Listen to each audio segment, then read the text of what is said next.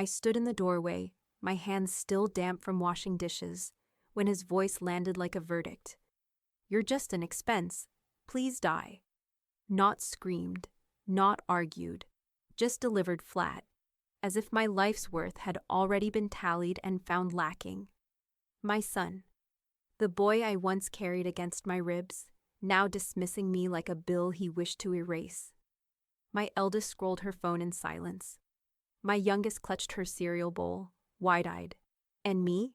I didn't cry, I didn't plead. I picked up my coat with steady hands, already planning how to make sure he would never inherit a single spoon from me. Wait, before we go any further, I gotta ask, where are you watching from? Drop it in the comments and don't forget to subscribe. The thermostat read 67, but the house felt colder than that. Carolyn sat in the living room, arms folded tightly across her chest, watching shadows creep across the carpet as the sun disappeared behind the oaks outside. The TV was on, some muted news segment flickering in the background, but Dylan's voice cut through it like a saw blade. You know what's hilarious, he said, pacing near the coffee table, a half-empty beer clutched in one hand. I work 50 hours a week, pay for this roof, these lights, the internet everyone mooches off, and still, somehow, I'm the villain. Jenna didn't respond. 16, earbuds in, face glued to her phone. She kept scrolling like she couldn't even hear him. He snapped his fingers twice in her direction. Hello? Any thoughts? Or are you too busy TikToking your worthless life away? Nothing, just scrolling. He turned on Carolyn. And you. You used to cook. You used to clean. You used to give a damn. What happened to you? Carolyn rose slowly, moved toward the kitchen. Oh, that's right, he muttered, slumping into the recliner. Dinner time. Let me guess. Another can of soup? Maybe if I'm lucky, you'll microwave the peas. She paused in the doorway. Dylan drained the rest of his beer and stared at her with something mean behind his eyes. You're not a wife. You're an expense. You suck the life out of this house. Honestly, you should just die already. The words weren't shouted. That made them worse. He said them like a closing statement, like something already decided. Carolyn didn't flinch. She didn't speak. She simply reached for her coat on the hook near the fridge, slipped it on, smoothed down the collar with 2 fingers. She didn't look at him. Not once. Jenna still didn't lift her eyes from the screen. As Carolyn stepped into the hallway, Ruby stood frozen by the wall, clutching a bowl of dry cereal, 11 years old and old enough to know something was wrong. They locked eyes for a single breath. Carolyn's face held no rage, no sorrow, just silence, deep and unreadable. She turned the knob and walked out the front door into the cool evening. The porch boards creaked beneath her steps. Wind lifted her hair. Down the driveway, leaning on the fence post, was Reggie, 15, from next door, earbuds dangling around his neck.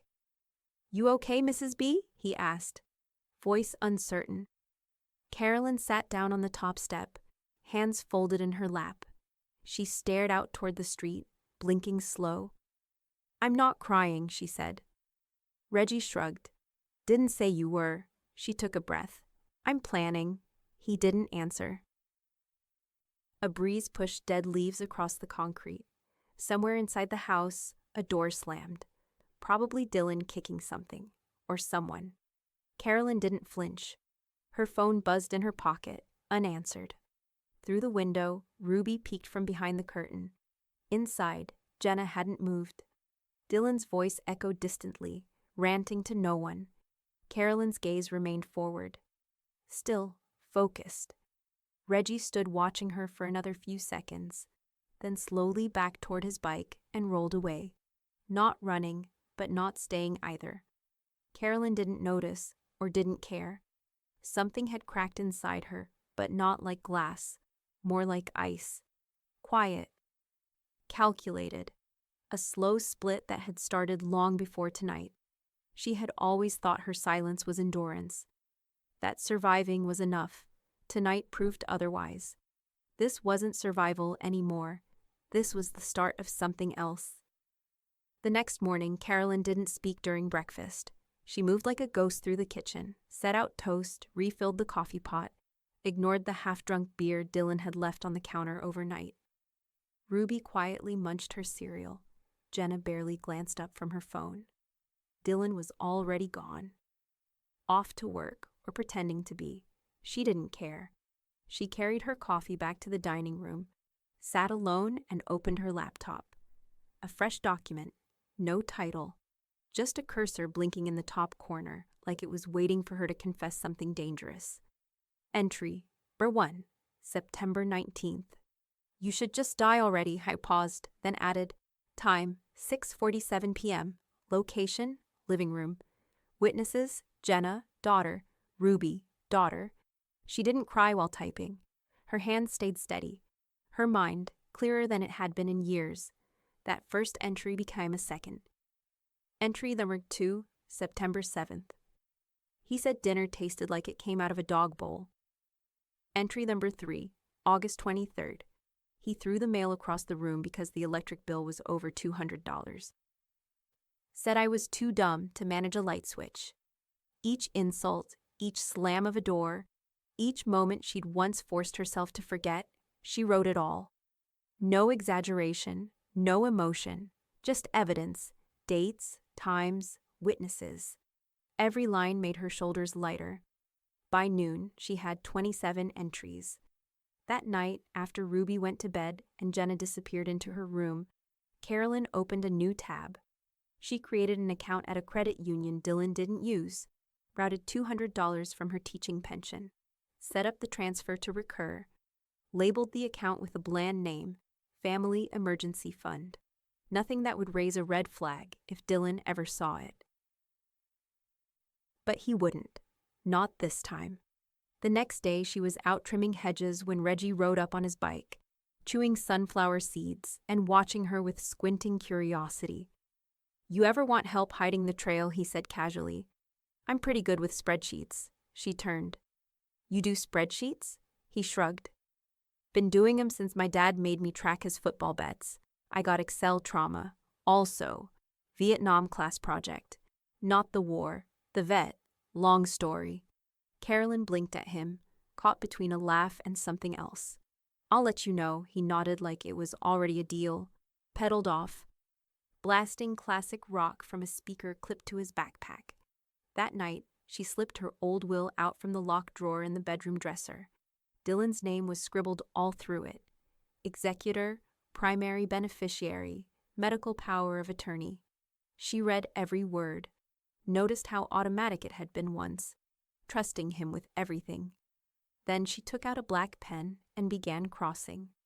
The next morning, she called Eliza Tran, family attorney, local, discreet. Eliza, Carolyn said, voice even. I'd like to update my will, soon. How soon? Eliza asked. Tomorrow, if possible. There was a pause on the line. Then, come in at 10. Carolyn hung up and sat back in her chair. The list on her desk was growing. Bank account will rewrite evidence log lawyer.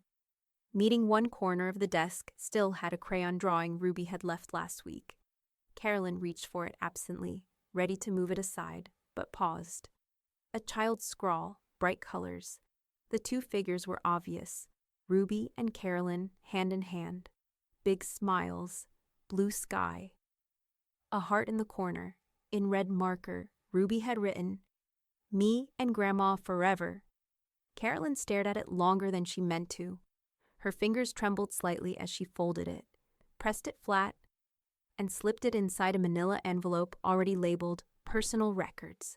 Footsteps in the hall. She quickly closed her laptop and pushed the envelope under a stack of bills. Jenna appeared in the doorway. Dad's car's back. Carolyn nodded once, face unreadable. Want me to stall him if he comes in? Carolyn looked at her daughter for a long, quiet second. No, she said. Let him come.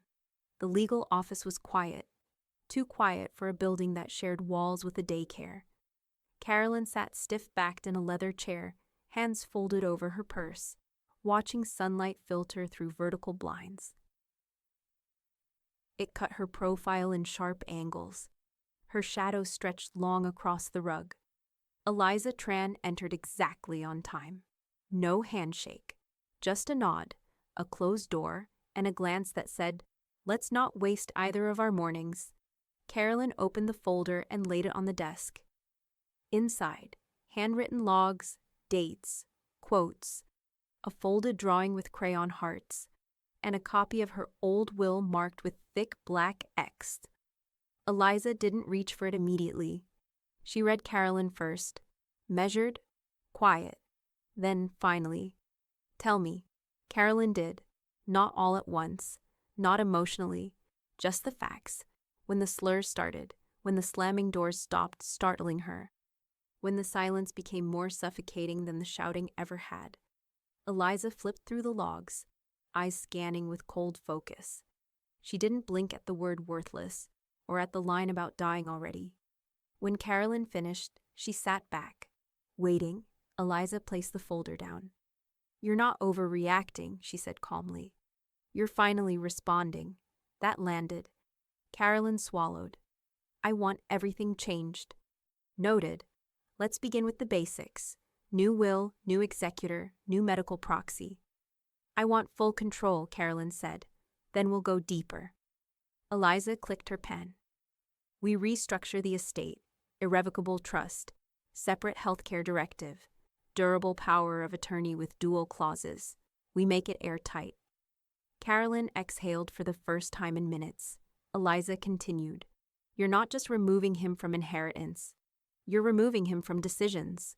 No bank access, no say in treatment plans. No right to sign on your behalf, ever. We don't just cut him out. We box him out." Carolyn nodded. "Exactly." A printer came to life in the corner of the office. Eliza stood, began pulling forms from a drawer while the machine churned behind her. "This is the moment he loses power," Eliza said, organizing papers into piles. "Not when he finds out. Now, while he's unaware. That's when control shifts." Carolyn leaned forward, elbows resting on the desk. "How long before it's enforceable?" "Some parts today, others once they're signed and filed. By the end of next week, he'll legally be a stranger to your decisions, even if he's sleeping down the hall." The sound of the printer jammed briefly, then resumed.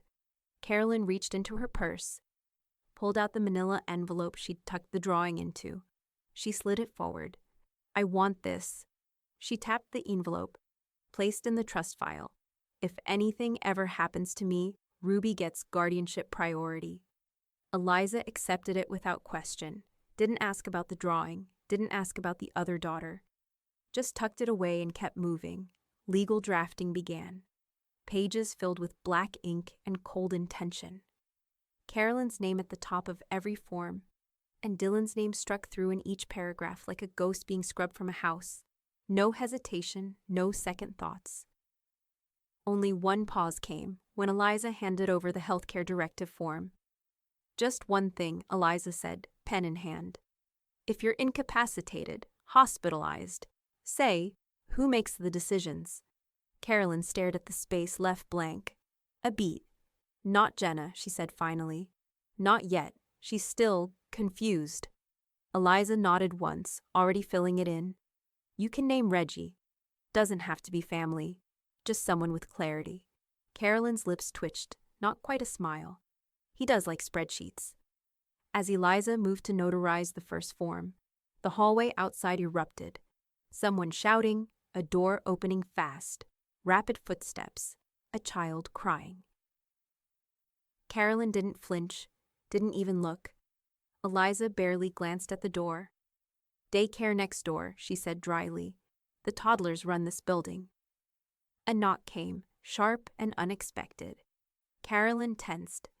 Eliza stood and opened the office door 3 inches. A receptionist whispered something urgently. Eliza turned, met Carolyn's eyes, and asked quietly, "Are you expecting anyone?" "No," Carolyn said, voice cool. Eliza didn't close the door. She stepped aside and let Reggie walk in, holding a clipboard and looking faintly embarrassed. Hope I'm not interrupting, he said, brushing hair out of his eyes. They said you needed a notary witness. Eliza nodded once. We do. You're registered. Reggie pulled a folded ID from his hoodie pocket. State certified, legal studies elective. Not that exciting, I know. Carolyn blinked once. You're a notary? Passed the test last spring, he said, stepping forward. I wanted a reason to get out of gym. He took a seat across from her, straightening his posture as if the gravity of the moment finally hit. Eliza slid him the first form. Signature, date, seal, then again on the next page. Carolyn watched him work. His pen didn't hesitate. Make it official, she said. And just like that, it was. When the forms were filed, Eliza pivoted to her keyboard. Last step is designation of structured inheritance, she said. Do you know exactly who you want? Carolyn didn't hesitate. Ruby. Eliza nodded, typing. Full beneficiary? No, Carolyn said quietly. I want a protected educational trust. Nothing accessible until she's 25. Not through me, not through Dylan, especially not him. Eliza looked up. You want to block parental access. I want to eliminate any chance he touches a single cent. I want airtight clauses, if she goes to college, if she doesn't. If she takes a year off, doesn't matter, she's the sole recipient. But she gets it only when she's old enough to outthink him. I can build that, Eliza said. With layers. Good, Carolyn whispered. She signed where indicated. The forms were long. Legalese blurred with intentions, controlled access, delayed disbursement, third-party protections. She didn't flinch once. While Eliza finished filing digitally, Reggie leaned over and whispered, This is some serious cloak and dagger stuff. Carolyn didn't smile, but her voice was low and steady. I'm not hiding, I'm transferring the future. When they were done, Eliza turned the screen slightly toward her. You have one more asset list. Life insurance, retirement accounts, home deed. You want to redirect everything? Carolyn opened her bag again. Inside, policies, deeds, financial statements she'd collected over months. Dylan's name sat at the top of each. By the time she walked out of that office, it would be gone from every line. Eliza handled the updates one by one. IRA to Ruby. Life insurance to the trust. Property deed shifted to a future legal holding with a time release clause. Nothing immediate, nothing loud, but permanent. When it was done, Reggie sealed the witness packet, stamped it, and handed it back to Eliza. Logged and binding, he said. Carolyn stayed behind after he left. Her hand reached for the last folder she hadn't opened yet. A single white sheet rested inside, blank, except for her handwriting at the top. To Ruby, to be opened after I'm gone. She glanced at the locked cabinet behind Eliza's desk. Can I leave this here? Eliza stood. Open the drawer without asking questions. Safe and private. No one sees it but her. Carolyn folded the letter. She had written it the night before, slowly, with long pauses between sentences. No poetry, no advice, just truths Ruby deserved. She slipped it into a plain envelope and pressed the seal tight with her palm. Eliza placed it in a labeled sleeve marked Personal Memorandum. Then the drawer clicked shut. That's everything, Eliza said, legally. But Carolyn wasn't done. She stood, pulled her coat over her shoulders, and paused at the door. Dylan still thinks he's the beneficiary, doesn't he? Eliza nodded. Every document still says he is, on his copy. You'll need to update him when you're ready. Carolyn turned her head slightly, just enough for her voice to carry without looking back. Oh, I will, she said. Carolyn's phone rang just after 8 a.m. The display read Tran Law Group. Eliza, she answered, heart already bracing. We have a situation, Eliza said. Your bank flagged an attempt to access the family emergency fund. Carolyn's fingers clenched around the mug. How? They didn't get in. It was an online login attempt from a device not tied to your credentials. It tripped the system. I had alerts routed here after our filing. Carolyn stood, walked to the window, and stared at the driveway. Dylan's car was gone, probably at work, or circling, or digging through papers. I need that account sealed. No online access unless it's me, in person, with ID. I already called the branch manager, Eliza said. You'll meet him at 10. Bring your ID and anything tied to Dylan. We're filing a fraud alert. 2 hours later, Carolyn sat across from the bank officer, a man who looked like he'd never skipped a rule in his life. She handed him the marriage certificate, the joint account statements, the original power of attorney forms she'd pulled from their file cabinet last night. His eyes widened slightly at the pile. I want all joint access revoked, she said. Retroactive to last week. Anything Dylan touches, I want shut down or transferred. Every single dime. He nodded and began typing. By the time she walked out of the branch, her name stood alone on every account that mattered. Her pension, her savings, the educational trust. Dylan legally had access to nothing but his paycheck. Back in Eliza's office, they took it further. We're formalizing POA assignment, Eliza said, handing her a sleek set of black and white legal forms. You're assigning full durable power of attorney to my firm. If anything happens, stroke, hospitalization, accident, we act in your interest. Not Dylan, not Jenna. No gray areas. Carolyn signed in 3 places. I also want control over my funeral, she said. Every last decision, cremation, services, who can attend? Who can't? Eliza didn't blink. You'll need a disposition of remains directive. We can include a clause excluding Dylan from pre-need arrangements. Add it. They did. 15 pages later, Carolyn had closed every open door Dylan might use. Medical, financial, legal. If she collapsed tomorrow, he wouldn't even have the right to speak to a doctor about her condition. And he had no idea. Until this morning. Reggie sat beside her in the waiting room after the filings, fiddling with a thumb drive and sipping a soda. So he tried to steal it back, he muttered. Typical play. He thought the bank was still his playground, Carolyn replied. Reggie glanced at her. You know, I used to think revenge was just ugly fuel, like fire. It burns hot, fast, and leaves ashes. Carolyn turned, meeting his gaze. But this isn't revenge, he said. It's resistance. Long-term, strategic, clean. Carolyn exhaled. It doesn't feel clean. It will, he said. It will when he finally realizes you built a wall while he was shouting at it. That afternoon, Eliza filed a preliminary report with the sheriff's department. Financial abuse, she explained. Attempted unauthorized access to a protected account. Marriage doesn't cancel the law. Carolyn sat quietly as the deputy jotted down notes, asked a few dry procedural questions, then handed her a printed receipt. It didn't feel like justice, not yet, but it was a paper trail. She folded it neatly into her bag. When Dylan finally confronted her, when the shouting came, it wouldn't be her word against his. It would be facts, files, witnesses, recorded statements. It would be war fought in ink, not blood. And she had just armed herself. Carolyn didn't drive straight home after the sheriff's office. She turned left at the blinking intersection, past the park, and into the parking lot of the old diner Ruby liked. The one with vinyl booths and jukebox buttons that never worked. She texted from the lot, "Lunch, just us. No explanations needed. I'll wait." Ruby replied less than a minute later, "Be there in 10. By the time she slid into the booth across from Carolyn, her hair was damp from a rushed sink rinse, and her backpack was slung one-armed like she hadn't stopped moving all morning.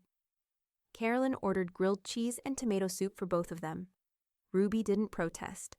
They sat in a gentle silence while the waitress poured water and shuffled away. "I wanted to talk to you," Carolyn said. Her voice wasn't rehearsed.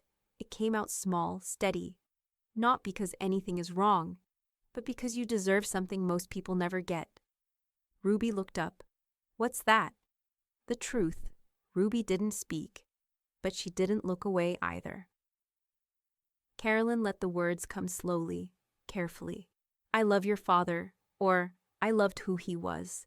Before the bitterness, before the money fights, before silence became easier than speaking. Ruby blinked. You're not getting divorced? I didn't say that, Carolyn said. I said I love you, and I don't love what he became. The words sat between them like steam rising off the soup. I didn't tell you everything, Carolyn continued. You're still a kid, and you deserve to have your world stay simple as long as it can. But there were choices I had to make, to protect you. Ruby stirred her soup, eyes fixed on the slow orbit of her spoon. Is this about the safe? Carolyn blinked. What safe? I heard you on the phone with someone about filing protections or something. Jenna told Dad you were moving money, but I didn't believe her. Carolyn kept her voice calm. Did you say anything to her? No. Jenna doesn't really talk to me anymore. She mostly slams doors now.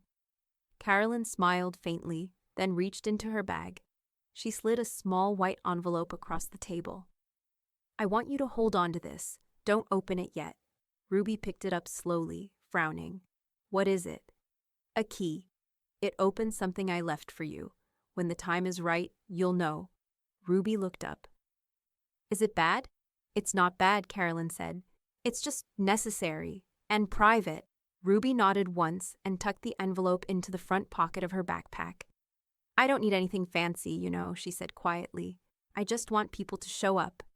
Carolyn's throat tightened. You're the only one who ever does. The waitress returned with the check. Carolyn paid in cash. Outside, the sky had shifted into a soft gray overcast, like the world itself was holding its breath. Carolyn squeezed Ruby's shoulder gently before she headed back toward school. As Carolyn got into her car, her phone buzzed with a message from Reggie. Update, the copies are locked down, encrypted. Your vault's sealed tight. She didn't respond. Not yet. Back at the house, Jenna stood at the kitchen island with a bowl of cereal she wasn't eating. She looked up as Carolyn walked in. Where's Ruby? She asked, casual but clipped. Carolyn moved past her and poured a glass of water. Out. Out where? Carolyn didn't answer. Jenna narrowed her eyes. She was weird last night, kept zipping up her bag and looking out the window. You guys talk about something? Carolyn set the glass down gently. She's allowed to have private conversations. Jenna folded her arms.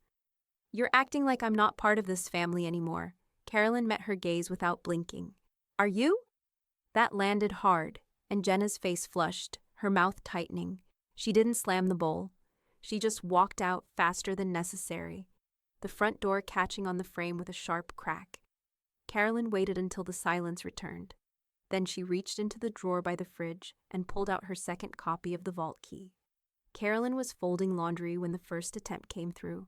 The alert pinged her phone at 3:16 p.m. A flagged inquiry from someone trying to re-establish power of attorney using the outdated forms Dylan still kept in the fireproof box in the hallway closet. The notice came from the legal portal Eliza's office had set up just last week. By 3:21, Eliza had blocked it and sent a cease and desist to Dylan's newly retained lawyer. By 3:35, Carolyn's phone buzzed again, not with a legal ping, but with a message from Eliza. Handled. And logged. You're still airtight. Carolyn stared at the screen, then closed the laundry basket with slow finality. He wasn't trying to hurt her anymore. He was trying to erase her. The next morning, she walked into a quiet medical clinic tucked behind the pharmacy near downtown. It didn't take long. She answered questions, took a memory recall test, listed medications, read aloud from flashcards, balanced checkbooks, did logic problems. The woman evaluating her was gentle, matter of fact. You're not here because you need this, she said as she signed the final form. You're here so someone else can't say you do. Exactly, Carolyn replied. She walked out with a notarized letter affirming her cognitive soundness, dated, stamped, witnessed. By noon, it had been added to every legal file Eliza had touched. Will, trust, medical proxy, power of attorney. Carolyn had it scanned into her phone. A hard copy was locked in the bank vault. Another sealed copy in the freezer, under the peas. He wouldn't be able to claim she'd lost her mind, because now the record said otherwise. Later that afternoon, Reggie installed dual authentication on all the remaining financial accounts. New rules were set. No transactions over $200 without dual authorization. Only Eliza and Carolyn could access accounts. Every login required a biometric scan or a code that changed every 30 seconds. It was surgical, clinical. Reggie called it insurance on the insurance. By sunset, Carolyn had closed every shadow Dylan thought he could slip through, and then came the voicemail. She was brushing her teeth when the phone buzzed and lit up. She didn't recognize the number, but the voice was unmistakable. Dylan's message didn't start with hello. "You've lost your goddamn mind," he snarled into the line. "I know what you've been doing. You think I'm stupid? Think I won't fight this? The girls won't stay loyal forever. They'll see you for what you are. Paranoid, manipulative, twisted." He paused, then laughed bitterly. "You're sick, Carolyn, and I'm done letting you pretend otherwise." Click. She played the message twice, then saved it. Another record, another nail. She didn't flinch when Jenna knocked on her door later that night, arms crossed, pretending not to look worried. "Dad says you're changing everything, bank stuff, health stuff. He said you're acting like we're enemies." Carolyn sat calmly on the edge of her bed. "Are you?" she asked. Jenna shifted. "Why are you locking us out of everything?" "Because someone tried to walk into my life like it was a house with no doors," she said, "and I built locks." "I just want to understand," Jenna muttered. "Then stop asking him for the answers." Jenna looked away. Before she could respond, Carolyn stood. She didn't raise her voice. She didn't make threats. She simply handed Jenna a sheet of paper, a copy of her cognitive assessment, and watched her daughter's face go pale as she read the bold heading. Evaluation summary: no cognitive decline detected. "I'm not crazy," Carolyn said quietly. "I'm prepared." She walked out of the room, leaving Jenna holding the paper like it had burned her. The camera blinked red once, then settled into record mode. Carolyn sat still in the leather chair across from Eliza's desk. She wore a navy blazer, the same one she'd worn when she signed her first teaching contract 3 decades ago. Her hair was pinned neatly, no jewelry except a plain silver ring on her right hand. Eliza sat just out of frame, silent. "Today's date is October 14th, Carolyn began, voice calm but firm. "This statement is voluntary, recorded with full mental clarity, and reflects my wishes as documented in the will and legal directives prepared by Eliza Tran, my attorney of record." She didn't look at the lens. She looked just beyond it, like she was speaking to someone who hadn't earned her eyes. "I am of sound mind. I am not under duress, and I understand that when I am no longer here, there may be efforts to dispute what I've put in place. This recording is meant to close those doors before they open." She paused, inhaled once, then continued. "This isn't about punishment. It's about peace. I've lived long enough to know the difference. 15 minutes, no stumbles, no emotion wasted." When it was over, she stood, removed the mic, and nodded to Eliza. "Archive it. 2 copies, 1 sealed, 1 uploaded. Already done." The recording was encrypted and locked into a cloud archive and physical storage unit in a secure vault 3 counties over. The will itself was thicker than it had been in its first version, fortified with trust structures, layered contingencies, and redundant language that left no room for interpretation. Every page was dated, signed, notarized, and witnessed. Carolyn had insisted on 3 independent observers, none of them related, all of them local. 2 were retired judges. The third, a nurse practitioner who'd treated her once for a sprained wrist and still sent Christmas cards. Then came Reggie. He sat across from Eliza with a sworn statement in hand. He had typed it himself, bullet-pointed, organized by incident. Observed emotional manipulation in domestic setting. Was present for financial account reassignments. Witnessed verbal degradation of client by spouse. Recorded voicemail attached. filed and notarized as third-party observation. He read it aloud, voice steady, then signed it. Carolyn watched from the corner of the room. "I don't want to win a legal battle after I'm gone," she said softly. "I want to end it before it starts." Eliza gave a slight nod. "You've done that." They filed everything the same day. 2 hours later, Dylan's attorney sent a curt email to Eliza. "Per client conflict, I will no longer be representing Mr. Baird moving forward. Please consider this formal notice of withdrawal." No explanation, just white flag silence. Carolyn read it twice, then printed the email and filed it behind the signed copy of her will. "First crack," Eliza said, tapping the folder. "Good," Carolyn replied. "I want him to know he can scream, but the paper doesn't listen." Outside, dusk had settled over the parking lot. The leaves were beginning to turn brittle and orange. Reggie held the door for her on the way out. He didn't say much, just walked her to her car like a quiet escort. Before she climbed in, she turned to him. "Why are you helping me?" she asked. He shrugged. "You're the only adult who ever told me I wasn't just a weird kid. You saw something in me." "You weren't weird," Carolyn said. "You were paying attention." The parking lot was unusually quiet for a Friday afternoon. Jenna had just slammed the car door when she heard footsteps behind her. "Jenna Baird," came a voice with clipped civility. She turned. Marjorie from Unit 3. HOA secretary. Cardigan sharp as ever, posture straighter than judgment. "Yes?" Marjorie stepped close, but not kindly. "You might want to tell your father that egging someone's car and keying slurs into their door is more than just juvenile. It's criminal." Jenna blinked. I didn't say you did." "But he's your father, and that woman is your mother."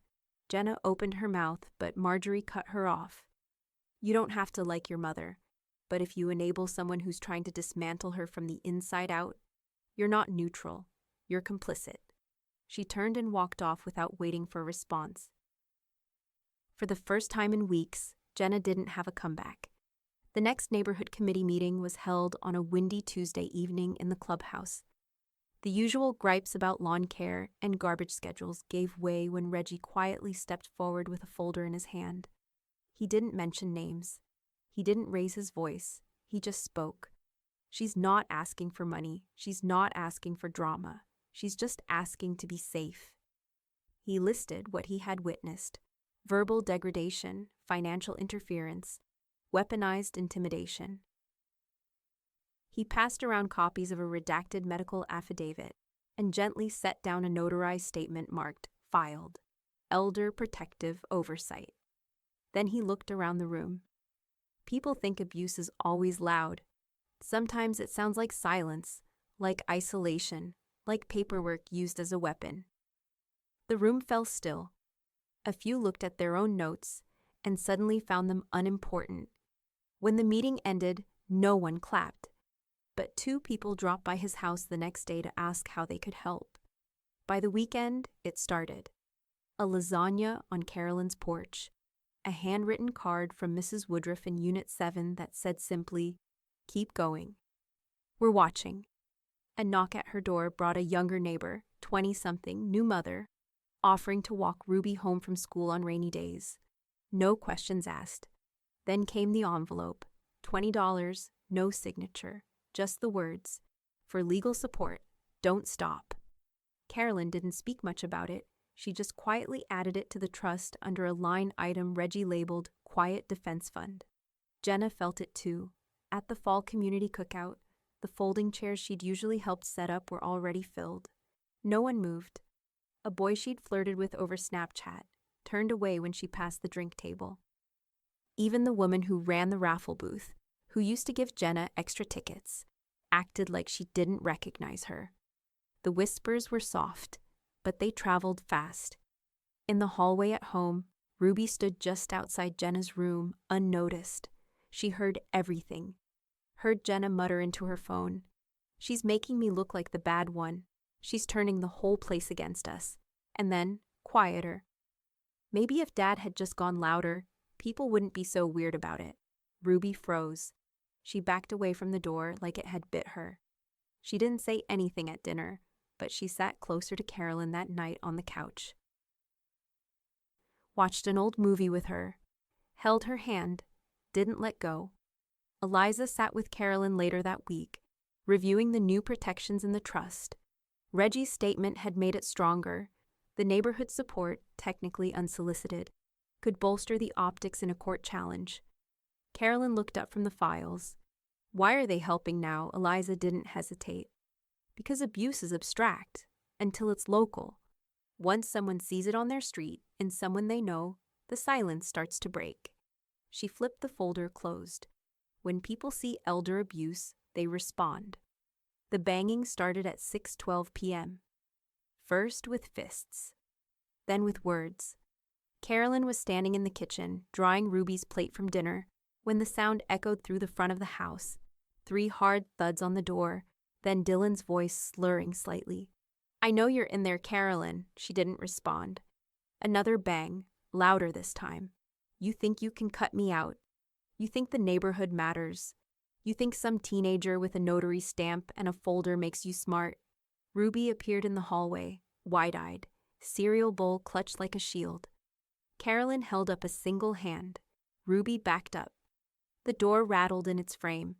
"I was your husband for 24 years. You think you can rewrite me off the page like some footnote?" Carolyn walked calmly to the side table, opened the drawer, and pulled out her phone. She hit record. Then she pressed call. 911, what's your emergency?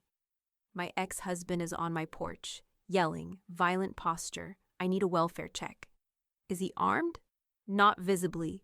"Are you safe?" "Yes, I haven't opened the door." The dispatcher stayed on the line. Dylan kept shouting, accusations, insults, a string of slurred grievances about wills, trusts, and theft. Then a siren in the distance. Dylan didn't leave right away. He banged the door once more, then spat something she couldn't make out. By the time the cruiser rolled up, his voice had dropped to a murmur. The officer, young, steady, approached him with cautious distance. "Sir, can I ask you to step away from the porch?" "I didn't touch her," Dylan snapped. "I just came to talk." "You're on private property. You've been asked to leave." Carolyn stepped outside once the officer motioned. She handed him the phone. "Recorded everything. I'd like it documented." The officer scrolled briefly, eyebrows tightening as he listened. He nodded. "We'll file a report." Dylan stood on the edge of the driveway, jaw clenched, eyes wild. "Are you really doing this?" he asked, voice raw now. "After everything we built?" Carolyn didn't flinch. "We didn't build anything," she said. "I built and you spent." The officer escorted him back to his car. Dylan didn't resist. But he looked over his shoulder once, rage smoldering beneath disbelief. She shut the door before he disappeared down the street. The next morning, Eliza filed for an emergency no-contact order. "You have the footage," she said. "The voicemail, the bank logs, the neighborhood witnesses. They won't just grant it. They'll fast-track it." Carolyn signed the paperwork with steady hands. Reggie swung by later, set his backpack down, and sat across from her at the table. "Protective order?" he asked. Carolyn nodded. He leaned back. "Took you long enough." She smiled faintly. "I was silent too long. Now you're speaking legally." She looked out the window. The dogwood tree was starting to lose its leaves, orange and brittle, ready to fall. "He told me once I was just an expense," she said softly. "Something he paid for, something that depreciated." Reggie waited. He didn't factor in dignity or strategy. He tapped his fingers on the table. Expenses can be cut. Dignity, that survives. Carolyn slept light that night, not out of fear, out of readiness. The porch light had been fixed that afternoon. Reggie had rewired the fuse. It shone brighter than before, so bright it cast a spotlight across the whole front lawn. The security camera blinked silently in the corner. Everything was documented now. Everything mattered. She'd learned that silence was a language, but paperwork screamed. She wasn't just defending herself anymore. She was building precedent. The waiting room smelled like sanitizer and fear. Carolyn sat upright in the vinyl chair, not clutching anything, no purse in her lap, no phone in hand. Just fingers folded, like she was holding a question no one wanted to ask out loud. Dr. Lenton spoke gently, too gently. Early-stage lymphoma, he said, watching her face for any sign of collapse. Treatable, not curable, but with radiation and chemo, odds are decent. How decent? Carolyn asked, her voice dry as salt. 65% 5-year survival. Higher if we start now. She nodded once. No tears, no drama. Just a quiet confirmation in her gut that time had shifted shape. It wasn't a door anymore, it was a hallway, and she'd just been shown the end of it. She chose to treat, not out of desperation, out of precision. The same way she'd moved money, signed papers, rewired her entire life around armor no one could steal from her. The treatment started quietly, no announcements. She wore scarves, not wigs, sunglasses that made her look like she was headed somewhere better. But in the evenings, when the world slowed down, she pulled out a stack of blank stationery from a cedar box in the attic and began to write. One letter to Ruby, then one to Reggie, then Eliza. Not eulogies, not goodbyes. Just the things she wanted them to hold when she wasn't around to say them. Ruby's letter was longer. Carolyn took days with it. Wrote it in pencil first. Erased entire pages. Started again. She told her about the way she used to braid her hair while singing songs from the radio. About how she once caught Dylan calling Ruby a mouthy brat, and silently vowed in that moment to rewrite everything. About how bravery doesn't feel like bravery when it's working. It just feels like pushing forward one more hour than you thought you could. Reggie's was short, practical. A few lines about how he saved her life in invisible ways. A note about the house keys, the freezer folder, the bank passwords. She ended his with, "People might underestimate you for a while. That's their loss. Let them learn late." Eliza's was clinical. Half legalese, half confession. She thanked her for the ink, the strategy, the grit. For the silence that had volume when it mattered. "I don't trust many people to win without gloating," Carolyn wrote. "But you're the rare one who knows power doesn't raise its voice." She finalized burial arrangements 2 weeks after her second treatment. No flowers, no open casket. Cremation, modest ceremony, local paper only. The obituary was 4 lines long. Carolyn Marie Baird, teacher, mother, friend. Sharp mind, quiet strength. We mourn her absence and celebrate her clarity. She left no line for Dylan. No beloved husband or survived by next to his name. Not even an acknowledgement. Eliza reviewed the documents in her office. Expression unreadable as always. "Are you sure?" she asked. "He's still legally next of kin and public record. Unless we file something special." "Let it stand," Carolyn said. "But leave him in the dark." Eliza raised an eyebrow. "Want me to send him a copy anyway?" Carolyn thought for a moment. "No," she said. "I want him to find out last, after everyone else has already read it." Eliza cracked the smallest grin. "Petty," she said. "No," Carolyn replied. "Perfect." That night, Reggie brought over lemon soup. She couldn't taste much anymore, but she pretended. He helped fix the thermostat and sat on the floor while she jotted down final edits to the household checklist. They didn't talk about dying, just about flash drives, document backups, and fireproof envelopes. Before he left, she handed him a sealed letter. "Not for now," she said. "Just eventually." He tucked it into his jacket without asking questions. She slept easily for the first time in weeks. The future was still uncertain, but nothing was unfinished. Nothing was unsaid. Nothing was his. The envelope arrived on a Monday. Heavy stock paper, embossed return address, Tran Law Group. Dylan opened it standing at the kitchen counter. Still in yesterday's shirt. The first page was a cover sheet. Standard legal formatting, except for the centered text in bold black type. "You are not mentioned." No salutation, no courtesy language. Just a cold fact dressed in legal formatting. He flipped the pages wildly. Nothing, no clause, no split, No survived by, not even an asterisk. He wasn't just written out, he was erased. The first Facebook post went up within the hour. My ex-wife has officially gone off the rails. Remove me from everything. Trusts, accounts, medical authority. She's being manipulated. You'll all see it when she's gone. I gave that woman 24 years. And now I get a certified letter like I was the gardener? 3 likes, 1 heart. No comments. Then came the video. He filmed it in his car, parked across from the supermarket, red-faced and rambling into the camera like a man cornered by his own story. She's not sick, she's brainwashed. That little nerd kid with the spreadsheets? Yeah, he's in on it. That lawyer, probably pocketing everything. And don't get me started on my own daughters. One's a silent traitor, the other's too dumb to know what's happening. He clicked upload. It was live for 17 minutes. By then, the replies had started.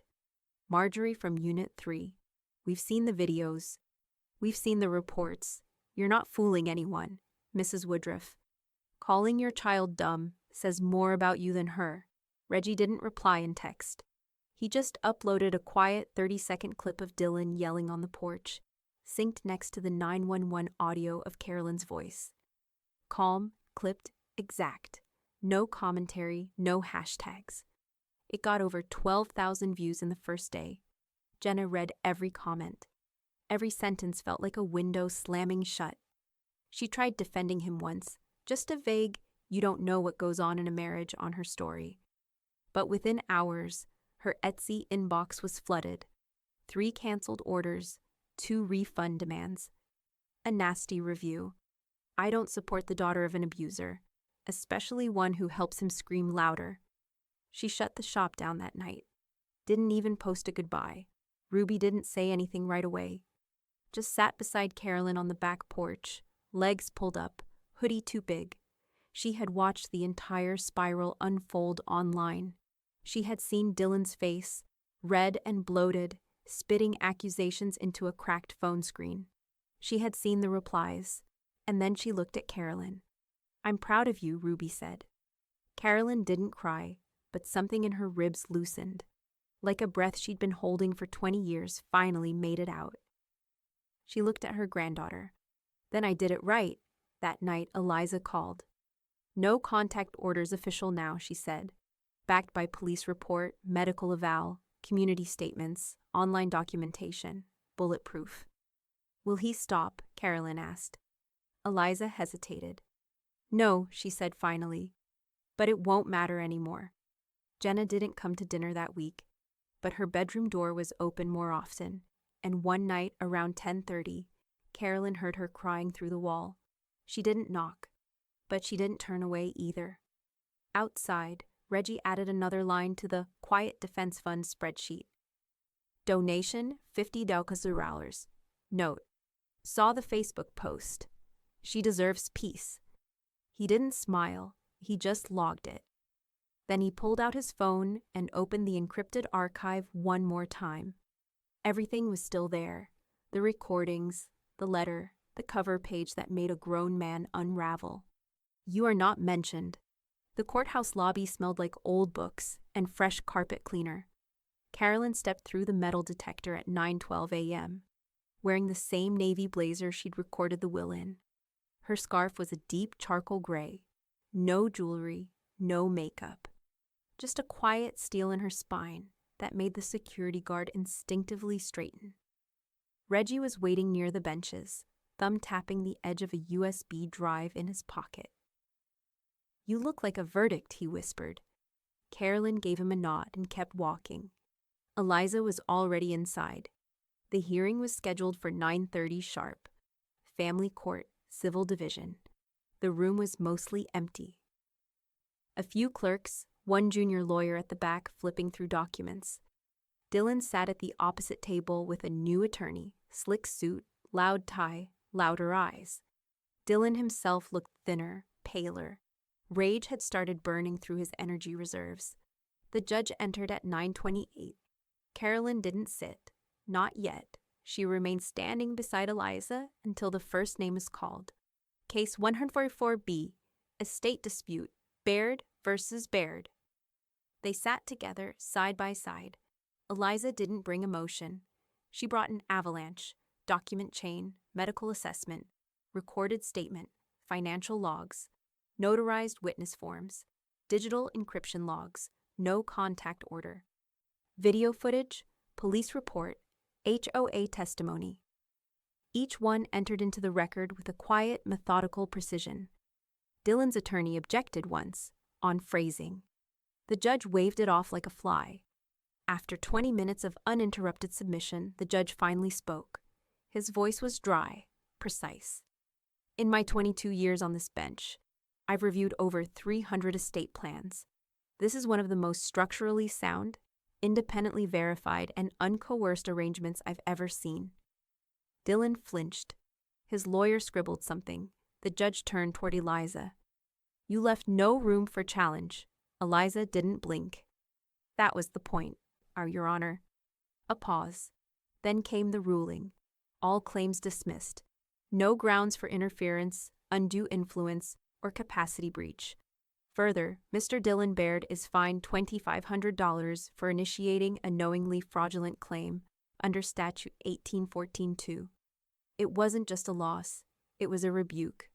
Carolyn didn't smile, but she did turn slightly, just enough to glance at Dylan. His face had gone blank, as if the decision hadn't hit yet. She leaned toward Eliza and whispered, I hope he hears that forever.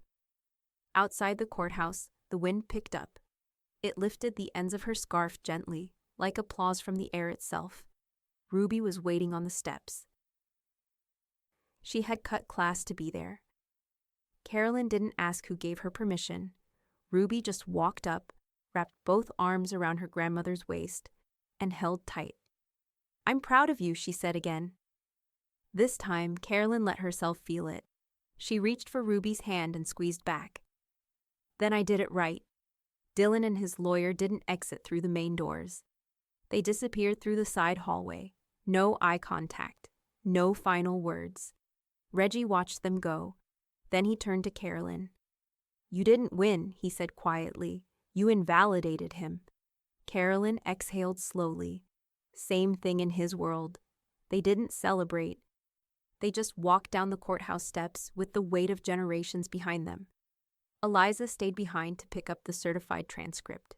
When the clerk handed her the signed dismissal and stamped file copies, she paused for a moment, then added them to a fireproof case labeled Final Estate, Undisputed Back at Home. The porch light clicked on as the sun dipped behind the trees.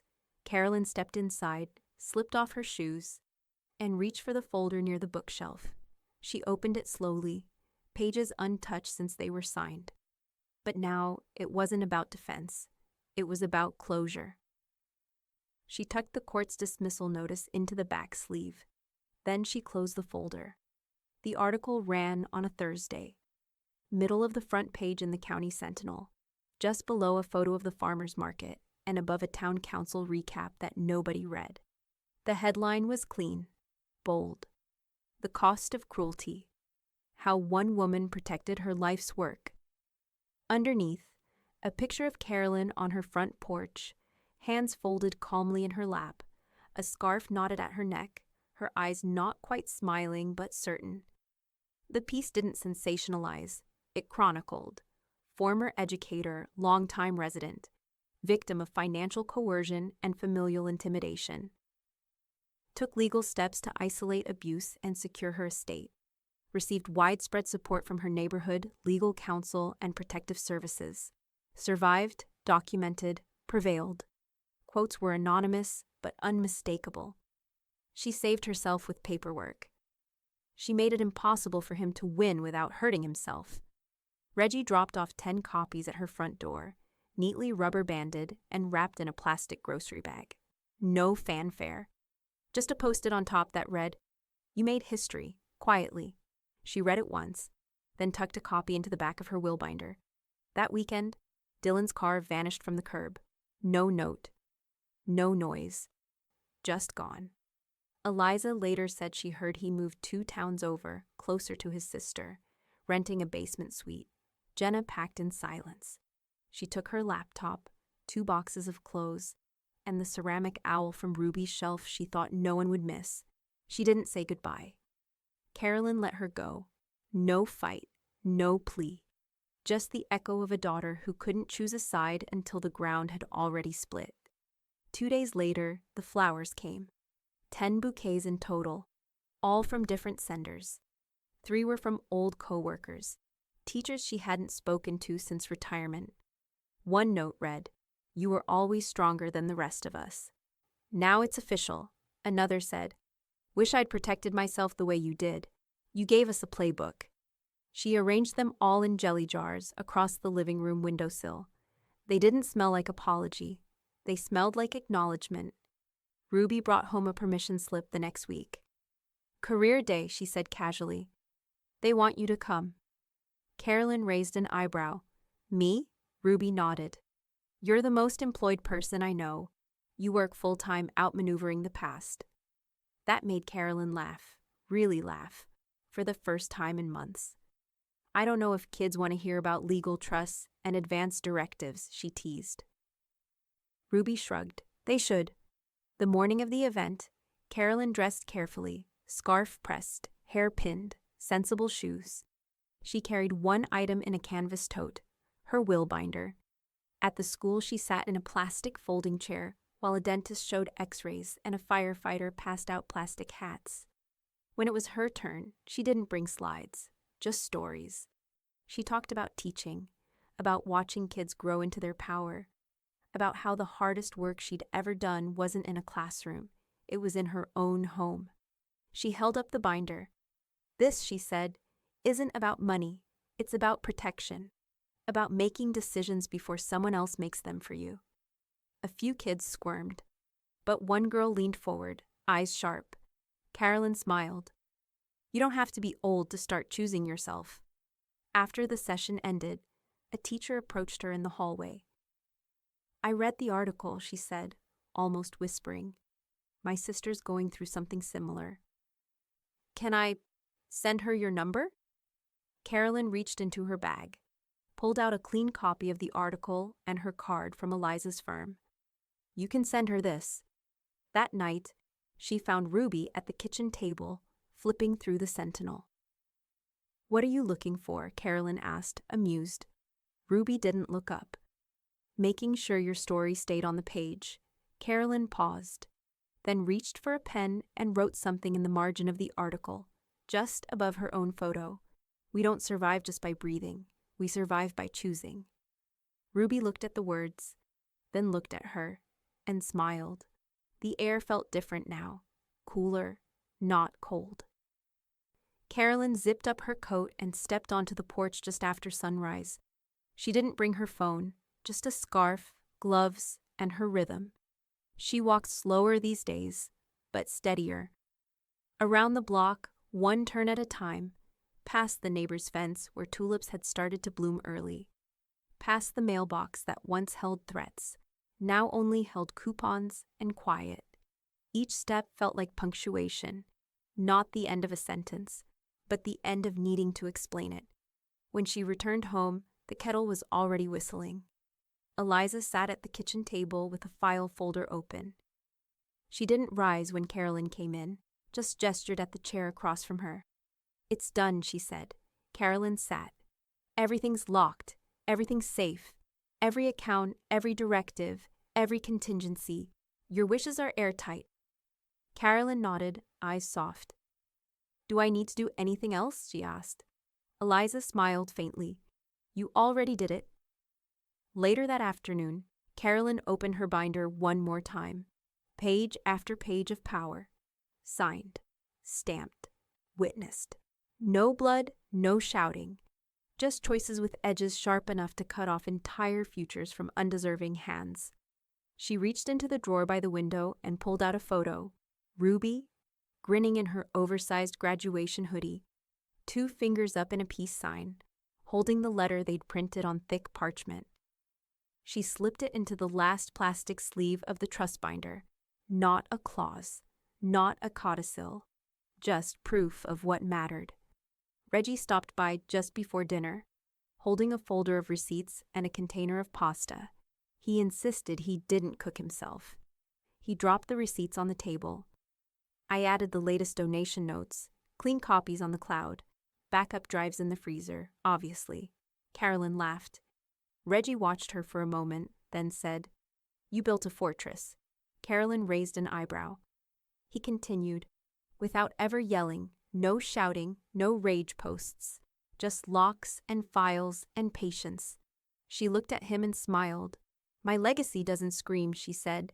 "It signs, notarizes, and walks away." That night, Carolyn changed the sheets, fluffed the pillows, refilled the soap in the guest bathroom. A quiet instinct, maybe hope, maybe ritual. She paused by the dresser on her way to bed. There it was, Ruby's first acceptance letter. Folded and framed, standing proud between a silver pen and a candle that smelled like bergamot and orange peel. Full scholarship. Reggie had helped with the essays. Eliza proofed the FAFSA. Carolyn had just stayed upright. That had been enough. On the envelope, someone, Ruby probably, had scrawled in thick black marker, "We earned this. Together." Morning came.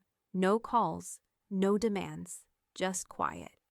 Carolyn opened her email, sorted her inbox, and flagged 3 new messages from families who had read the article and wanted help building their own estate protections. She didn't answer them right away.